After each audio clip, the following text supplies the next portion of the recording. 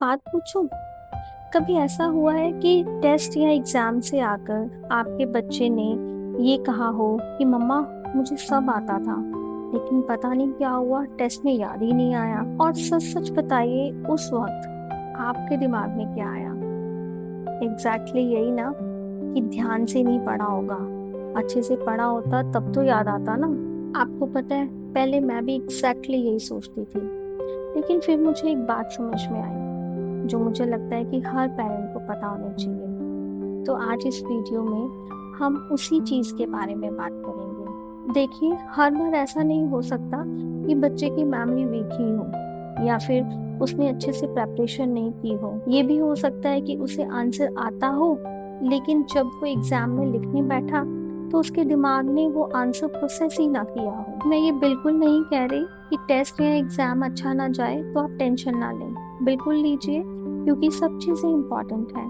Concept को समझना भी इम्पोर्टेंट है, प्रेपरेशन करना भी इम्पोर्टेंट है, और रेगुलर प्रैक्टिस करना भी इम्पोर्टेंट है। लेकिन हर बार सिर्फ ये कह देना कि चैप्टर को दोबारा रीड कर लो या और पढ़ लो, मुझे लगता है कि शायद ये पूरी कहानी नहीं है।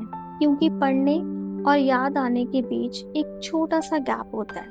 अगर हम उस गैप को समझ लें तो हो सकता है कि बच्चे की पढ़ाई थोड़ी सी आसान हो जाए। सोचिए, घर पर बच्चा बिना देखे आंसर बोल देता है, लेकिन एग्जाम हॉल में सेम आंसर उसे याद नहीं आता।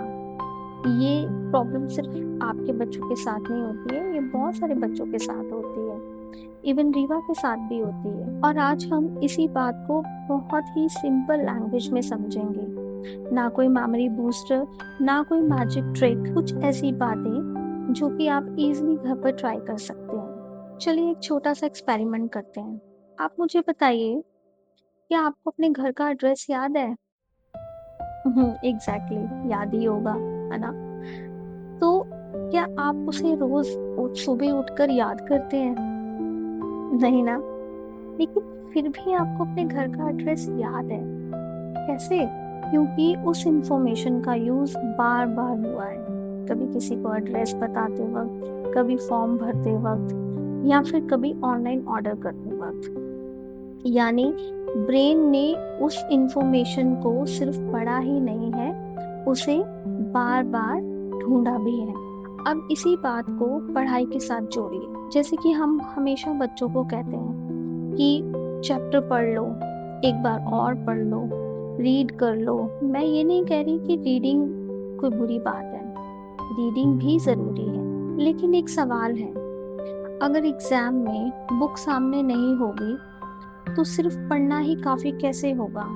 क्योंकि एग्जाम में तो ब्रेन को खुद आंसर याद करना पड़ता है। इसलिए लर्निंग सिर्फ पढ़ने का नाम नहीं है। कभी कभी जो पढ़ा होता है उसे याद करना भी उतना ही इम्पोर्टेंट हो जाता है। यही एक छोटी सी बात है जो बहुत बड़े डिफरेंस की वजह बन सकती है। अच्छा, तो फिर करें क्या? इसका जवाब देने से पहले मैं आपसे एक छोटा सा सवाल पूछना चाहती हूँ। जब बच्चा चैप्टर पढ़ रहा होता है, बुक उसके सामने खुली होती है, तो उसे लगता है कि सब याद है ना? ये बिल्कुल नॉर्मल है, क्योंकि आंसर उस वक्त उसकी आंखों के सामने होता है और हमें लगता है कि बच्चे को सब याद हो गया। लेकिन एग्जाम में बुक सामने नहीं होती, और वहां पर ब्रेन को खुद आंसर ढूंढना पड़ता है। और यहीं पर बहुत सारे बच्चे अटक जाते हैं। इसीलिए पढ़ने के बाद बुक बंद करके जो 50 या 30 सेकेंड आप सोचते हैं ना, वो लर्निंग का बहुत बड़ा हिस्सा बन जाता है। लर्निंग साइंस में इस आइडिया को रिट्रीवल प्रैक्टिस कहा जाता है। नाम थोड़ा अटपटा है, लेकिन आइडिया बिल्कुल सिंपल है कि जो भी हमने पढ़ा है, बुक बंद करके उसे याद करने की प्रैक्टिस करना। और इसके लिए आपको कोई भी एक्स्ट्रा मटेरियल की जरूरत नहीं है, कोई एक्स्ट्रा टाइम देने की जरूरत नहीं है, कोई कोचिंग लेने की जरूरत नहीं है, कोई कोर्स अटेंड करने की जरूरत नहीं है। कभी कभी एक सही सवाल ही इस चीज को बहुत बेहतर बना सकता है। जैसे बच्चे ने चैप्टर पढ़ा और फिर आपने उसे सिर्फ एक क्वेश्चन पूछा कि बेटा, आप अपने वर्ड्स में समझाओ, आज आपने इस चैप्टर से क्या सीखा या आपने क्या पढ़ा। तो बच्चा बताना शुरू करता है और बीच में मान लीजिए कहीं अटक गया, वो 2-4 सेकंड के लिए रुक गया, तो घबराने की ज़रूरत नहीं है। जब वो 2-4 सेकंड के लिए रुका और वो सोचना शुरू करता है, तो वही सोचना उसकी ब्रेन की प्रैक्टिस है। मैं छोटे छोटे ऐसे 3 चेंजेस आपसे शेयर करूँगी जिसे आप स्टडी के प्रेशर को बढ़ाए बिना अप्लाई कर सकते हैं और लर्निंग में इफेक्टिव चेंज ला सकते हैं। पहला, जब बच्चे ने चैप्टर पढ़ लिया, तो अब आप उससे ये मत पूछिए कि तुमने चैप्टर एक बार पढ़ लिया या 2 बार पढ़ लिया। उसके बदले में आप उसे ये कहिए कि बेटा, जब बुक आपके सामने ना हो तो फिर आप इसे अपने वर्ड्स में कैसे समझा पाओगे। इस क्वेश्चन का मतलब ये नहीं है कि हम ये चेक कर रहे हैं कि बच्चे के कितने मार्क्स आएंगे। इसका सिंपल सा पर्पस ये है कि हम ये देखें कि बच्चे ने सिर्फ वर्ड्स पढ़े हैं, सिर्फ लाइंस पढ़ी हैं, या फिर उसने उस कॉन्सेप्ट को समझा भी है। अब दूसरा चेंज, अगले दिन पूरा चैप्टर दोबारा पढ़ने के लिए मत कहिए। आप उसमें से 2 या 3 कुछ इंटरेस्टिंग क्वेश्चंस पूछ सकते हैं। 5 या 10 मिनट लगाइए। जैसे जो तुमने कल पढ़ा था, उसका सबसे इंटरेस्टिंग पार्ट क्या लगा तुम्हें, या फिर जो लेसन तुमने पढ़ा या जो स्टोरी तुमने पढ़ी, उसका एंड पार्ट क्या था। इससे 2 काम होते हैं। एक तो आपको ये पता चल जाता है कि बच्चे को कितना याद है और उसे कहाँ पर और प्रैक्टिस की ज़रूरत है।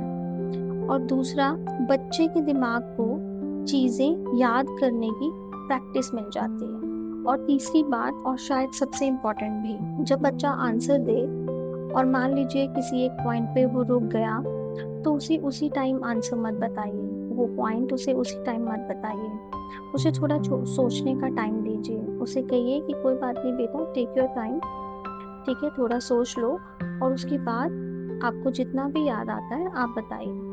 और ये एक्सपेक्ट बिल्कुल मत कीजिए कि ऐसा करने से उसे आंसर पूरा याद आ ही जाएगा, या वो जिस पॉइंट पे अटका है वो उसे याद आ ही जाने वाला है। हो सकता है कभी ना भी आए। तो दोनों चीज़ें नॉर्मल है। याद आता है तो भी ठीक है, नहीं आता है तो भी ठीक है, क्योंकि यहाँ पर हमें आंसर नहीं चाहिए। यहाँ पर हम उसके ब्रेन को चीज़ों को ढूंढने की प्रैक्टिस करने की हैबिट डाल रहे हैं। और अगर ये सब करने के बाद भी बच्चे को याद नहीं आता, तो घबराइए मत। टेक्स्ट बुक खोल लीजिए, नोटबुक खोल लीजिए, आप बच्चे के साथ बैठकर उसे दोबारा पढ़ लीजिए, बच्चे को दोबारा से समझा दीजिए और फिर उससे दोबारा सुनिए। क्योंकि हमारा जो गोल है वो परफेक्ट होना नहीं है। हमारा गोल एक्चुअल में टाइम के साथ साथ और बेटर होना है।